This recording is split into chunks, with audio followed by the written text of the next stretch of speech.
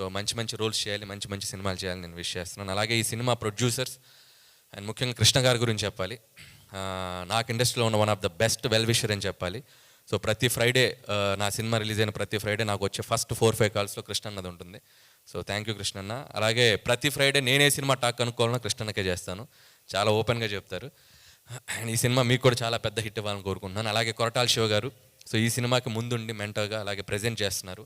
And మీ టేస్ట్కి తగ్గట్టే ఒక రియలిస్టిక్ అప్రోచ్తో ఉంది ట్రైలర్ కానీ కంటెంట్ కానీ.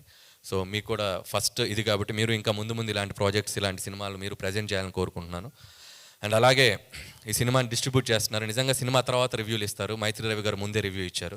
సో ప్రతి సినిమాకి మీరు వచ్చి ఇలా మైత్రి రివ్యూ అని ఒక పేరు పెట్టి ఒక రివ్యూ ఇవ్వండి, సినిమాకి చాలా మంచిగా హెల్ప్ అవుతుంది. సో మీ రివ్యూకి తగ్గట్టు సినిమా కూడా మంచిగా ఆడాలని కోరుకుంటున్నాను.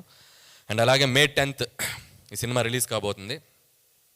IPL మ్యాచ్లు కొంపలే మునిగిపోవు 2 రోజులు అటు ఇటు అయితే. సో సినిమాలకు రండి, ఈవినింగ్ టైమ్స్, ఫస్ట్ షోలు, సెకండ్ షోలు, ఫోనుల్లో కూడా ఉంది కదా, మీరు ఆన్లైన్ స్కోర్స్ చూసుకోవచ్చు. దయచేసి సినిమాలకు వచ్చి ఈ సమ్మర్లో సినిమా నిజంగా May 10th రిలీజ్ అవుతుంది. సో కృష్ణమ్మ సినిమాని చూసి ఎంకరేజ్ చేయాలని కోరుకుంటున్నాను. అలాగే ఈరోజు ఈ వేదిక మీద ఉన్న రాజమౌళి గారిని కలుసుకోవడం చాలా ఆనందంగా ఉంది. సో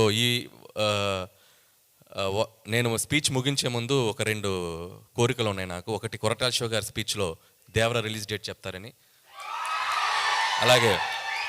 అలాగే రాజమౌళి గారి స్పీచ్లో ఓపెనింగ్ డే ఎప్పుడు, ఓపెనింగ్ రోజు ఆయన సినిమా కథ చెప్తారు. అసలు ఏ జోనరు, ఏం సినిమా తీస్తారని తెలుసుకోవాలని చాలా ఎక్సైటింగ్ ఉంది. ఆ 2 ఎప్పుడో చెప్తారని కోరుకుంటున్నాను. అలాగే పెదరాయిలో ఒక డైలాగ్ ఉంది, మీకు గుర్తుందో లేదో. మోహన్ బాబు గారు డైలాగ్ తర్వాత MS నారాయణ గారు ఒక మాట చెప్తారు.